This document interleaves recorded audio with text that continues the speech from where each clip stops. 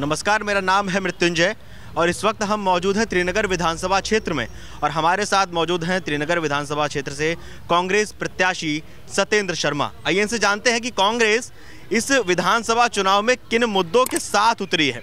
सत्येंद्र जी, बहुत बहुत स्वागत है आपका। कांग्रेस किन मुद्दों के साथ आई है इस बार चुनाव में?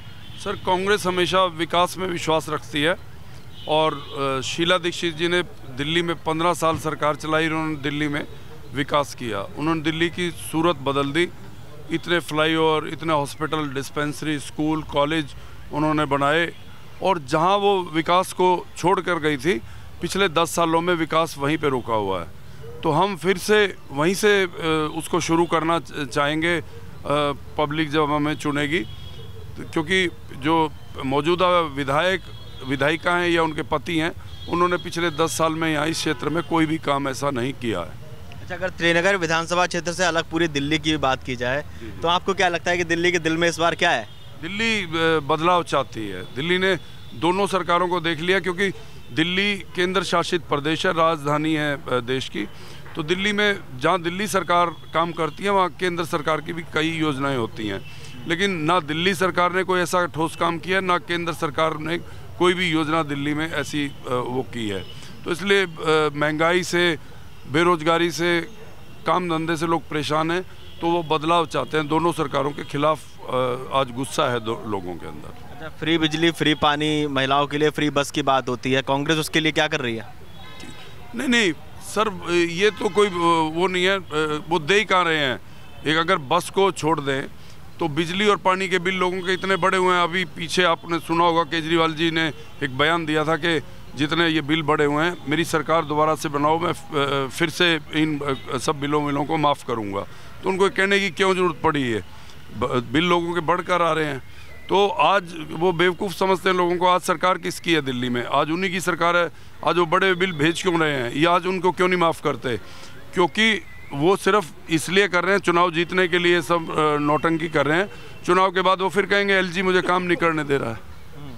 अच्छा, एक सवाल जो पब्लिक ने भी पूछा, लगातार हम आपके दिल्ली में घूम रहे हैं, लोगों से बात कर रहे हैं, तो लोगों का सवाल ये था कि लोकसभा में हम दोस्त थे, हम गठबंधन में थे, हम भाई भाई थे, विधानसभा चुनाव आते हम अलग अलग हो गए और एक दूसरे के बैरी बन गए। नहीं, ऐसा नहीं है सर। एक्चुअल वो हमने जो गठबंधन बनाया था, तो गठबंधन में हमारे ऊपर दबाव था दिल्ली के लिए भी।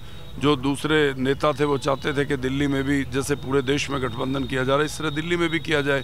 तो कई बार केंद्र की जो राजनीति है, जब केंद्र में हमें बड़े उसको सांप को मारना था तो साथ लेना पड़ता है कई बार। इसमें कोई वो नहीं है।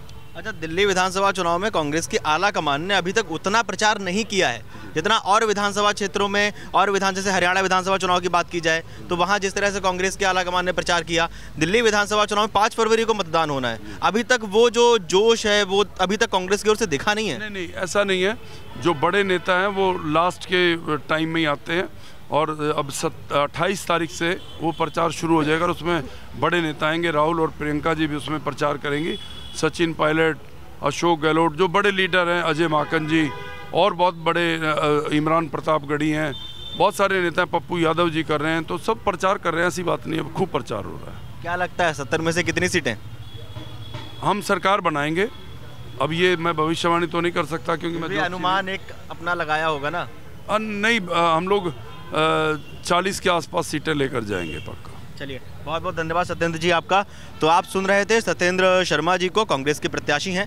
आप लोगों को क्या लगता है दिल्ली विधानसभा चुनाव को लेकर? हमें कमेंट करके बताइए और देखते रहिए अमर उजाला।